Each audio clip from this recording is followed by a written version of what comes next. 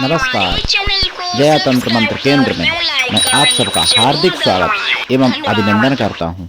मेरे प्रिय भाई बहनों, मैंने आपको जो कहानी बताई थी जिसमें आपने देखा, तो उसी का दूसरा भाग, जिसके लिए देखना होगा आपको हमारा वीडियो अंत तक। और यदि आपने दोनों भाग सुन लिए तो ऐसे समझ लो मेरे प्रिय भाई बहनों कि आपका यानी बहुत बड़ा कुछ काम बनने वाला है, ऐसा समझ लो। यदि आपने हमारा चैनल अभी तक सब्सक्राइब नहीं किया है, यदि आप हमारे चैनल पर नए हैं, हमारा चैनल पहली बार देख रहे हैं, तो अभी अभी तुरंत हमारे चैनल को सब्सक्राइब करें, लाल वाली बटन दबाओ और घंटी बजा दो। सब्सक्राइब करने का कोई शुल्क एवं चार्ज भी नहीं कटेगा। और आप हमारे वीडियो को फेसबुक पर, व्हाट्सएप पर, ट्विटर अकाउंट के माध्यम से और इंस्टाग्राम पर अधिक से अधिक शेयर करें। लाइक और कमेंट करना भी आपका फर्ज है। दुनिया में जिसका कोई नहीं, मैं उसका हूं। अगर आपको अपनों ने धोखा दिया है, यदि आपको परायों ने धोखा दिया है, तो आप एक बार मुझे अवश्य आजमाएं। हमारा मोबाइल नंबर है 9305 63 71 73। मेरे प्रिय भाई बहनों, फर्जी नंबरों से, चोरों से सावधान रहें। हमारे कमेंट बॉक्स में अगर कोई अपना नंबर फर्जी छोड़ता है तो। मेरे प्रिय भाई बहनों, अगर आपके साथ ठगी धोखाधड़ी हो जाती है तो उसके जिम्मेदार आप स्वयं होंगे, क्योंकि मैंने अपना नंबर केवल बोल के बताया है। आपने एक भाग में देखा था कि राजा भोज ने कालिदास को निकाल दिया और फिर शेर नीचे खड़ा था, यानी शेर जंगल में भटक गए और शेर नीचे खड़ा था। राजा भालू की मित्रता आपने देखी और राजा को भालू ने सुलाया, आपने देखा था। लेकिन जब राजा जागा और भालू सोया, तब क्या हुआ आप इस भाग में जानेंगे। देखिए, जब बारी आई भालू की सोने की, राजा को जागने की, तब भालू ने राजा को जगाया और कहा, मित्र अब जो है आप जागो और मैं सोता हूं। भालू शेर की बात चली रही थी, चलती रही जब तक राजा सोता रहा। जब राजा जाग गया और भालू को जाना कि 100 को गहरी निद्रा आ गई, शेर ने जाना कि भालू को गहरी निद्रा आ गई है, तभी शेर ने राजा से कहा, हे राजन, आप नगर के राजा हो और मैं जंगल का राजा हूं। मित्रता बराबर बारे से होनी चाहिए। और राजा की एक भालू से क्या मित्रता, क्या मतलब, कोई मतलब नहीं, बेकार है। और फिर कहा कि आप भालू को धक्का मार के गिरा दो। भालू को आधा खाऊंगा मैं, मतलब मैं भालू को खा लूंगा और उसकी चर्बी और पित्ता आपके लिए छोड़ जाऊंगा, जो बड़े बड़े लाइलाज रोगों में काम आता है। राजन समझ लो। राजा ने पहले तो मना किया, लेकिन बार बार शेर के कहने पर राजा का मन बदल गया और राजा ने सोचा, क्यों ना इसको गिरा दूं। शेर ठीक ही तो कह रहा है। शेर ने भी वचन दे दिया कि मैं तुम्हारा मित्र हो जाऊंगा भाई। बस क्या था, राजा ने फिर भालू को धक्का मारा। तो भालू तो भाई पेड़ के रहने वाले होते ही हैं, उनको आदत थी पेड़ पे सोने की। भालू गिरा नहीं, क्योंकि शाखा पकड़े हुए सो रहे थे। भालू जागा, सोई शेर बोला हंसता हुआ, कहो देख लिया मित्रता का सच्चा प्रेम, ये मित्रता है मानव की तुम्हारे साथ। बस भालू को बहुत क्रोध आया, लेकिन भालू ने कहा, राजा तुझे मैंने मित्र कहा है और मित्र माना भी है, इसलिए मैं तेरे प्राण तो नहीं लूंगा, लेकिन मित्र के साथ विश्वासघात करने का दंड जरूर दूंगा, ताकि मर्यादा बनी रहे। क्योंकि गुरुद्रोही और मित्रद्रोही को ईश्वर भी क्षमा नहीं कर सकता, कोई क्षमा नहीं कर सकता गुरुद्रोही और मित्रद्रोही को। तो तूने मित्र के साथ द्रोह किया, इसलिए मैं तुझे दंड जरूर दूंगा। इतना कह के उसने, भालू ने राजा के कान में लघु शंका कर दी जब लघुशंका कर दी भालू के कान में, भालू ने राजा के कान में, राजा कोड़ी हो गया। राजा क्षमा मांगने लगा भालू से और रोने लगा। भालू को दया आई। भालू ने कहा, चिंता मत करो, अब जो होना था वो तो हो गया। अब 4 मैं शब्द तुमको बताता हूं, ये शब्द विद्वानों से इनका अर्थ पूछना। जो सही अर्थ जब तुमको कोई सुना देगा इन शब्दों के, तभी तुम्हारा ये रोग ठीक हो जाएगा। शब्द थे रा, बी, मी, सा, यही शब्द थे।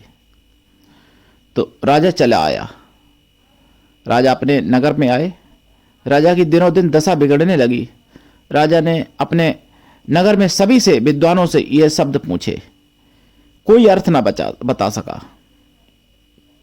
फिर राजा ने सोचा कि ये तो सब पाखंडी चाटुकार हैं, असली विद्वान कोई नहीं। फिर राजा ने ढंढोरा पिटवाया और राज्यों में, और कहा कि इन शब्दों के जो अर्थ बता देगा वो मेरे आधे राज्य का मालिक होगा। लेकिन कोई न बता सका। बड़े बड़े विद्वान आए अर्थ बताने के लिए, लेकिन कोई न बता सका। एक दिन ढंढोरा पीटते पीटते लोग उसी गांव में पहुंचे जहां कालिदास गुमनाम, यानी प्रचलित नाम कालीचरण नाम से रह रहे थे। गुम कालिदास प्रचलित कालीचरण नाम से रह रहे थे। उन्हीं के यहाँ पहुंचे, उन्हीं के मतलब नगर में, गांव में। तो ढंढोरा पीटने वालों से कालिदास ने कहलवा दिया अपने वृद्ध माता पिता के द्वारा कि कह दो इनसे कि मेरी पुत्री, मेरी एक कन्या है जो तुम्हारे राजा का अर्थ बता देगी, लेकिन एक शर्त पर, वो स्थान छोड़ के अपना कहीं जाती नहीं है। राजा स्वयं चल के आए यहाँ पर अर्थ पूछने के लिए, तभी वो अर्थ बता सकती है। ढंढोरा पीटने वालों ने राजा से कहा जाके, राजा ने संदेश भेज दिया, आज के 1 सप्ताह के बाद मैं आपके यहां आ जाऊंगा। संदेश आ गया। 1 सप्ताह के ठीक बाद राजा उसी किसान के घर पहुंचा। एक बड़े कमरे में व्यवस्था की गई। चौथाई कमरे में वही कालिदास नारी भेष में घूंघट काढ़े बैठ गए और पर्दा पड़ गया। शेष कमरे में राजा तथा राजा के और साथी लोगों की व्यवस्था कर दी गई। यथा उचित, यथा योग्य व्यवस्था होने के बाद राजा ने प्रश्न किया कि मेरा प्रश्न है, मेरे इसका अर्थ कोई बता दो, आप अर्थ बता दो। कन्या से कहा, कन्या समझा कि देवी अर्थ बताओ मेरे प्रश्न का। मेरे शब्द हैं रा, बी, मी, सा। तो कालिदास उस कन्या के रूप में बोले, लड़की की आवाज में बोले कि आपने मित्र के साथ विश्वासघात किया था, इसका अर्थ यही है। बस इतना सुनते ही राजा ठीक होने लगे, कोल्ड ठीक होने लगा। राजा को क्या चाहिए था? उत्तम वैद्य मिल गया राजा को। राजा ने उत्सुकता बस पूछा, ये देवी, ये आपने कैसे जाना घर बैठे कि मैंने विश्वासघात किया था? हाथ जोड़ पूछा राजा ने, क्रोध नहीं किया।